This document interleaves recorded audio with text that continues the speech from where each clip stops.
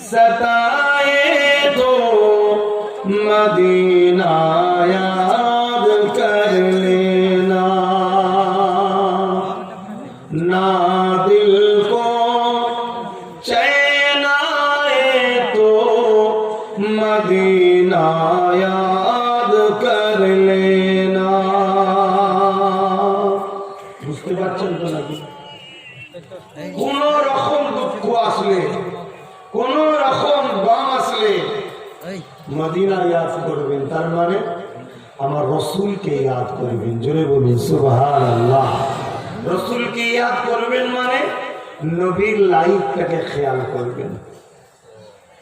যদি খোদার তো লাগে, ভাববেন আমার রসুল 3 দিন পেটে পাথর বেঁধেছিল, আমার না একবেলা হয়নি। যদি কোন জুলুমের শিকার হন, কোন জালিমের অত্যাচার আপনার উপরে হয়, ভাববেন আমার দয়াল নবী তো উহুদের ময়দানে দান্দা মোবারক শহীদ হয়েছিল, তায়েফে রক্তাক্ত হয়ে পড়েছিল, মনে সান্ত্বনা পাবে। বুঝতে পারছেন? খুব ভালো করে যদি আজকে সময় দেন, মন দিয়ে কথাগুলো শুনুন। কেন আমাদের 2 ধরনের দুশ্মন আছে, আর এই 2 দুশ্মনের মেন মাথা হলো আজাজিল, ইবলিস, শয়তান।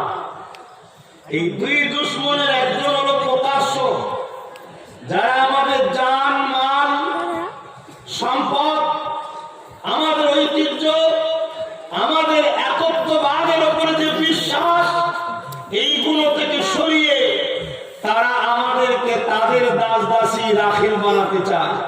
এই একটা দুশ্মন আছে। আরেক ধরনের দুশ্মন এই প্রকাশ্য দুশ্মন, যতবার আমাদেরকে চেষ্টা করেছে তাদের কাছে নত করা, পরাজিত করা, কিন্তু প্রত্যেকবারে তারা ফেল হয়েছে। আল্লাহ আমাদেরকে কামিয়াবি দিয়েছে। জোরে বলুন সুবহানাল্লাহ। তারা চিন্তা করে দেখেছে কোন ক্ষমতাতেই আমরা কামিয়াবি হয়ে যাই। তারা অনেক রিসার্চ করে দেখেছে আমাদের মধ্যে একটা পাওয়ার আছে, যে পাওয়ারটা পরমাণু বোমার থেকেও শক্তিশালী, যে পাওয়ারটা এই পৃথিবীর পাহাড়গুলোর থেকেও শক্তিশালী, যে পাওয়ারটা সমস্ত কিছু জিনিসের থেকে শক্তিশালী। ওই পাওয়ারটার নাম হলো ঈমান। জোরে বলুন সুবহানাল্লাহ। কি বললাম? জোরে বলুন কি? ঈমান। তাই প্রকাশ্য দুশমনেরা আমাদের ঈমানকে লুটার জন্য একদল ছদ্মবেশী নামধারী বক্তাদের ঘরে সমাজের বুকে ছেড়ে দিয়েছে, তারা আমাদের ঈমানকে লুটছে। তাই আজ এই বিপদ থেকে বাঁচা 2টো বিষয় আপনাদের কাছে রাখার জন্য এসেছি। এবং আজকে যে বিষয়ের মূল মাহফিল, নবীর ঘর, কোনটা? মাদ্রাসা। ওই মাদ্রাসাকেও আজ মেটাতে চাইছে। কেন মেটাতে চাইছে এই বিষয়ে বলবো। আপনাদের ধৈর্য আছে তো নাকি? না ঠান্ডা লাগছে?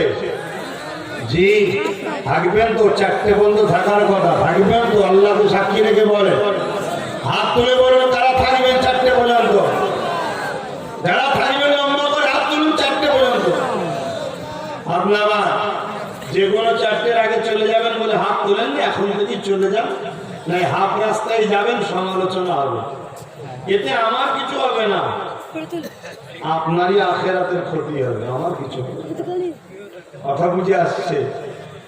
আসে আমি যে বলছিলাম, যখনই কিছু দুঃখ আসবে মদিনা শরীফ আমার রাসূলকে স্মরণ করবেন। জোরে বলুন সুবহানাল্লাহ। जो कोई गम सताए तो मदीना याद कर लेना, ना दिल को चैन आए तो मदीना याद कर लेना। उमर जिंदगी में दुख के दिन तो आई जाती है। उम्र जिंदगी में दुख के दिन तो आई जाती है, कभी लम्हा के आए तो मदीना याद कर लेना, जो कोई गम सताए तो मदीना याद कर लेना।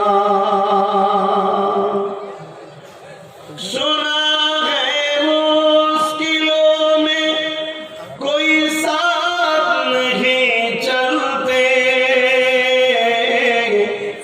सुना है मुश्किलों में कोई साथ नहीं चलते, ज़माना छोड़ जाए तो मदीना याद कर लेना, जो कोई गम सताए तो मदीना